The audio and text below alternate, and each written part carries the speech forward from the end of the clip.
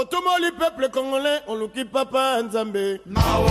Otumoli peuple africain, oluki kolo Nzambe. Mawa. Binoba politicien foboyo kapasi na biso. Mawa. 14 provinces sur 26 concernées par les élections des gouverneurs et vice-gouverneurs. Masolona peuple bandi, il y a un sujet tozolo bela awa. Veut dire Masolona peuple équipe est grandement complet. Joël Luboula la coordination, les cordons les plus frais. Réalisation c'est toujours Dani Welo, moi na papa Willy Welo. Voilà. Masolona peuple. Sujet tozolo bela sujet moko. 14 provinces sur 26 provinces. 14 on les a concernés pour les élections des gouverneurs et vice-gouverneurs. Annonce faite par le vice-premier ministre et ministre de l'Intérieur, Excellence Daniel Asselo. Voilà, si je te dis pourquoi 14 provinces concernées, d'autres provinces ne sont pas concernées? Parce que dans RDC, République démocratique du Congo, 14 provinces nées, ils ont qui auteur, yaba, intérimaire. Province est telle, oh gouverneur intérimaire. Oh province est telle, oh vice-gouverneur, oh joueur intérim. Mais intérim, bientôt, va mettre fin à l'élection, ils ont organisé dans nos prochains jours. Voilà, annonce faite par le ministre, le vice-premier ministre, ministre de l'Intérieur, Excellence Daniel Asselo, au besoin on a Billy Liwana, il y a une annonce depuis jeudi. Alors, pourquoi est-ce que 14 provinces ont organisé l'élection? Oui, quand on parle de l'intérim, intérim, il ne faut pas ezouangonga moulaï. Donc, si on est intérimaire, juste pendant quelques mois ou une année, si c'est beaucoup. Maintenant, intérimaire, est comme belé. Bien que le ministre de tutelle a liste Lukola, liste à comprendre que non, le système intérimaire est comme koleka. Pas beaucoup plus de commentaires. Quelles sont les provinces qui sont concernées? Et puis, sur l'organisation, il y a l'élection. Hein? Voilà. Les provinces concernées sont, après d'abord, la levée de l'état de siège. La province est concernée, ils ont Batuele, Olomami et Ituri. Après lever l'état de siège. La province est concernée. Hormis de cela, Kasaï central, Kasaï oriental, Kinshasa, pour les vice-gouverneurs. Kwango, Lomami, Maïndombe, Maniema, Mongala, Tanganyika, Chopo et Congo central pour les gouverneurs. Voilà. Ma province, on a 14 provinces, on a province où ils sont concernés dans l'organisation, il y a l'élection, il y a gouverneur, il y a vice-gouverneur. Donc, en détail. Affaire, il y a organisation, il y a élection, il y a gouverneur, il y a vice-gouverneur. Vie, on a beaucoup. Il y a des députés provinciaux, il y a un écomakop. Le ministre a nommé pour moi, Joël Ochudema, Masolona peuple, que je suis, l'homme du peuple, au nom du peuple. Il faut que le gouverneur et le vice-gouverneur soient nommés. Pourquoi dans le Bibongo? Oui, dans le Bibongo, il faut nommés. Pourquoi dans le Bibongo? Parce que, et comment il cop? Comme baza majoritaire, muto a postulé na poste gouverneur ou vice-gouverneur, a bengi moi quelques députés provinciaux, a pesi bango kanyako to benga na poto corruption. A pe bango mbongo pour ba voter. Tant ba voter wana a comme place wana, ba député on va se rendre compte que muto tiaki wana aza na capacité te ya ko gérer province. Nde ba ko signer ba motion de défiance tout ça. Ma mention est le Kébélé. Pourquoi? Vous voyez bien que tu as traversé l'époque, il y a gouvernement FCC Cash. Oyo, Pepe Ilunga, wana koko na biso. Pepe Ilunga, ndaza ki premier ministre.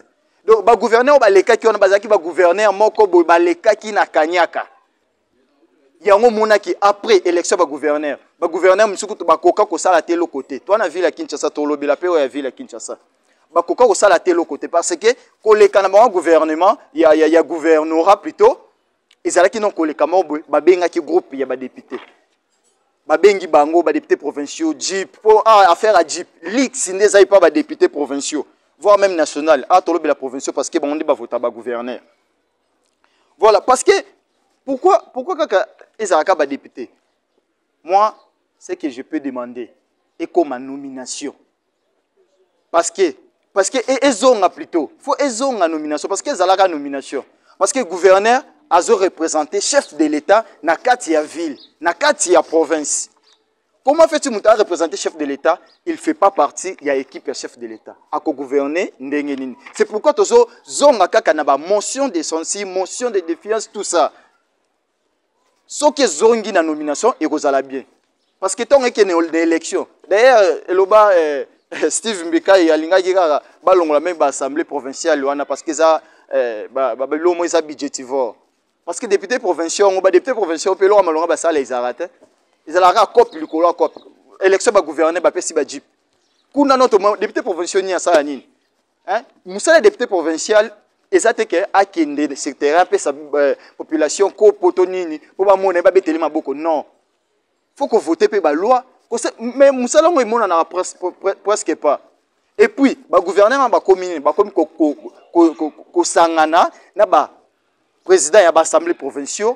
Ba obeta mboka ande toloba na kini ba solola mingi allez ceux qui mention mo ekoti président Assemblée provinciale a fini parce que gouverneur a fait ça qui est moelo tona quelqu'un province tolobela mingi première province tolobela non province ya Kinshasa parce que toza na capitale toza na ville ya Kinshasa tolobela ville ya Kinshasa parce que toza na ville ya Kinshasa bon comprendre to ya on ma solo na peuple mi to ke koleka. C'est tout à fait normal. Première province de l'Obela, Eza Kinshasa. Pourquoi tu as une ville à Kinshasa? Banzembo yimba makasi po na kini bopeto. To ça que misomo to l'accès bino réalité à kini bopeto. Be watu ba en Europe, na Amérique, ba ko sabinote. Zolo tu demba masolo na pepe azolo belande ba réalité. Muntale sa nga wazarata. Nga ezande JKL ndesala pour nazala. Ceux qui chaîne yote nana mutu nesimate. D'ailleurs, il y a une émission dans la politique. Il y a une politique qui est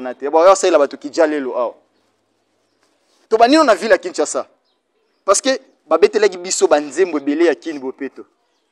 Or, il y a des combat de prince, des foot à maté. Élection va gouverner. Pourquoi?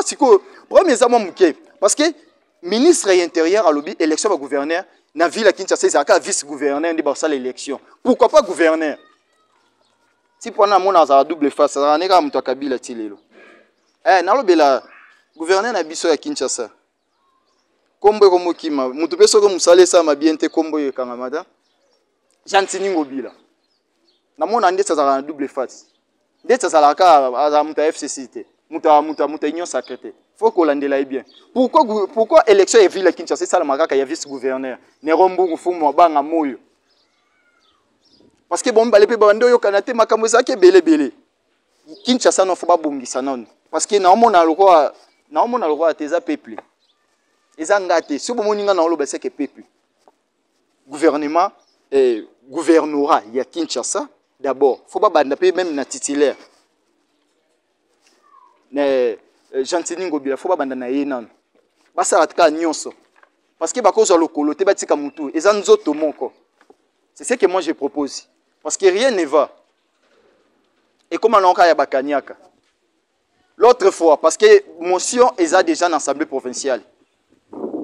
Honorable Mike Mukeba a côté qui motion parce que j'entends qu'il ne peut expliquer mbongo azwa pour na skin bopeto. Tant à côté motion, vu qu'il y a président de l'Assemblée provinciale, il y a Godin Poi, Moutunae, Godin Poi a bloqué l'Assemblée provinciale. Ensuite il y a Covid. Ah, la province sous Covid déjà te kana Kinshasa. On a Covid, to suspendre non ba plénière. On suspendre ba plénière pour couvrir Moutunayo. Et on a solo na peuple. Na ko finga mutu d'ailleurs ko finga na bien ngote. On les a ba députés ba ça ba chantage entre eux. À part province il y a Kinshasa. Oh, élection, ba bi ba sala kana pas vice gouverneur. To ba province à Sankuru. Mukumadi na Sankuru, il fait absolument rien. On a autant de choses à union sacrée, tous à FCC tonité. On a autant de débat gouverneur parce que bientôt l'élection lingue bande. Mukuma ne fait absolument rien. Oui politique hein. Politique ezatoyé na bambongo ndo ça l'influence no politique non. Politique eza gestion, il y a res public, la chose publique. Eza commerce c'était otonga ba restaurant na ba université. Mukuma de copine yango na tonga ba restaurant na ba université. C'est un parisien. Yo za gouverneur na province le roi Sankuru wana province ezana na problème makasi yo kenda no poto pamba pamba hein? Attends les athées, ben école les athées. Professeur Nga Sankuru, yo kaba ministre belé na gouvernement. Kobandano na VPM intérieur. Ba ministre belé na gouvernement bato Sankuru. Mukuma di non. Dossier Mukuma di parce que banda kota yeka kolela. Ah ngai FCC nezo bloqué. Il ukamba kei gouvernement ye ya Sama Lukonde. Oh bato IDPS ba benga kai Samso. Azo continuer ka kolela. Selon certaines des informations, ils ont dit que MNDP a tia batuna, on n'a pas bloqué Mukuma. Non, il y a gouverneur déjà. Mamba FCC cache des katana. Bunda penande on d'ailleurs même non pas côté union sacrée. Union sacrée on potopoto za makasi. Na bato fallait pas basbaya na union sacrée bakota. Pour Félix kaka maboko yo fungama, ya kanara ya mbio. Hormis cela, tout le bela pe Tanganyika. To qui couleur politique. La logique, moi, mboka zoya bando ça ani moi bien na Tanganyika. Bien que moi mboka on peut te yoka le poto eza pasi na munoko na même mayeli bon. Je sais pas mayeli les arabes français te hein. Azaba ça la bien na Tanganyika. Mais vu qu'azaraki alinga kité kokota na union sacrée, yango ba trikela match à Longwa. Mais en réalité abande ko ça ni makamu bien. Pour tout kin bopeto ane zaki no ndé Tanganyika bopeto pour que Tanganyika pene koma ki bien. Na rapporte parole à Moutouté, na lo bako au nom du peuple. Total a fait réel. Hormis de cela, Congo central, aïe aïe aïe aïe aïe aïe. A tout matumbada. Ce qui moutouma me pena un homme respectueux. On va continuer na gérer Congo centralité. Tout le bien détournement noté. Tout le bien makambo busala na vice gouverneur nao. Kuobo monta bino nyonso. Ndeto ebeli ba Congo na Luzitu atuma tubwa na faki démissionner depuis scandale sexuel ovandika wana elengi mbongo yango wana pe makambo ko eli wana détournement gouvernement donc élection kutu moi je préférerais JKL to kitapena na jour où il y a élection ya Congo central to ko kitakuna to sabe photo ko ma wana pena total élection Congo central de Salima atuma tubwa na on pe ndeti pa mona na lisute. N'habite kisi basimba kezaka yoli motonini. Aro Congo central kuna makamba ba mengu kisi za makasi. So za kipena mutu moko pena a se respectaka, alingaka continuité ko gérer province ya Congo central parce que Congo central ils ont ba richesse belé. Na Congo central ils ont province ils ont vraiment économique fort et soutenaka RDC. Toujours lobela ba province hein pour élection zo salima. Province suka tonito lobela sumo muke eza Lualaba. Province qui gérée par Richard Mouyej, Monguez Mens. Bakombongo pe soka za de père et de mère. No ali tchani na pe si ombote. Ah yoka kombo Richard Mouyej, Monguez Mens. Biso to biso ba étudier ma to kika étudier ma ba ebi déjà quelque place ba kombo za ba o. Voilà.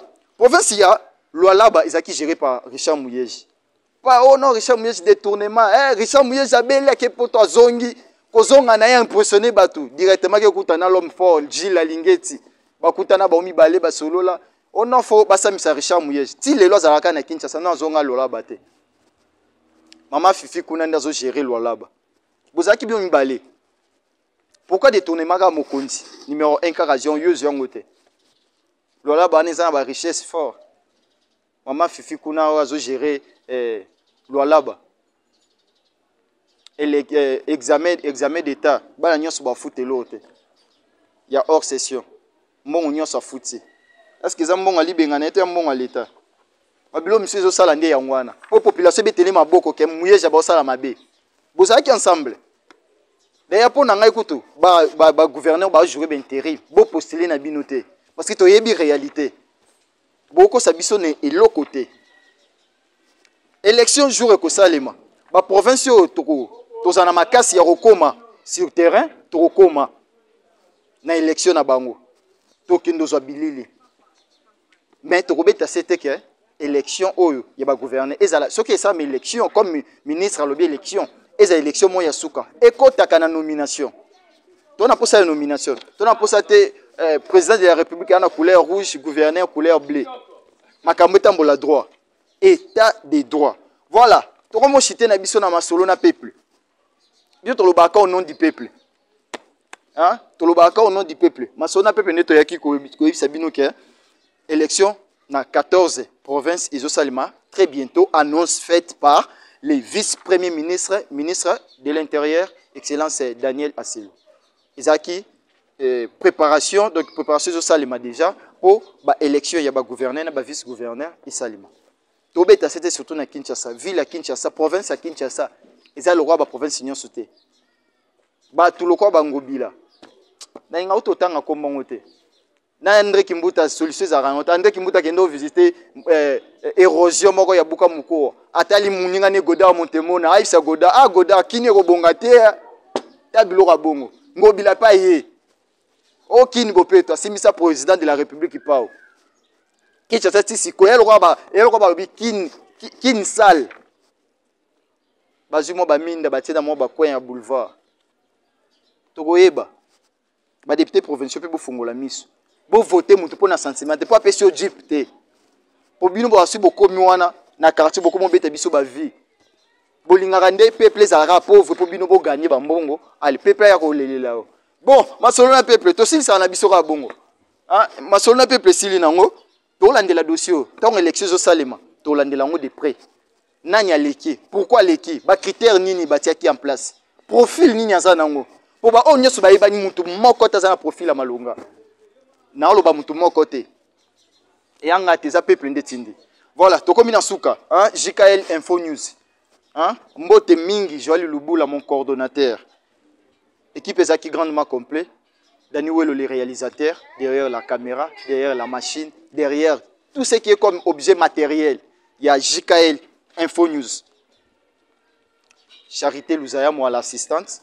Hein? C'est l'assistante vraiment de Charité Louzaya. Il est assistant Kingai. Hormis de cela, l'équipe est grandement complète. Bato bazo soutenir biso. Dorcas Lubula depuis Canada, ba soutien na yo tozo sepela vraiment parce que tous ensemble. Sarah Boloy, merci mingi pour na message botindaki. Bo continuer ko s'abonner na JKL Info News. Marissa Makwika émission yango osengaki ke édition atoro otala yango bandeti suka. Marissa Makwika, je vous aime beaucoup. Bonne suite de programme sur JKL Info News. Masolo na peuple, au nom du peuple. Kobo sana kelo kwanate. Je le tudé maya koloba au nom du peuple. On voit.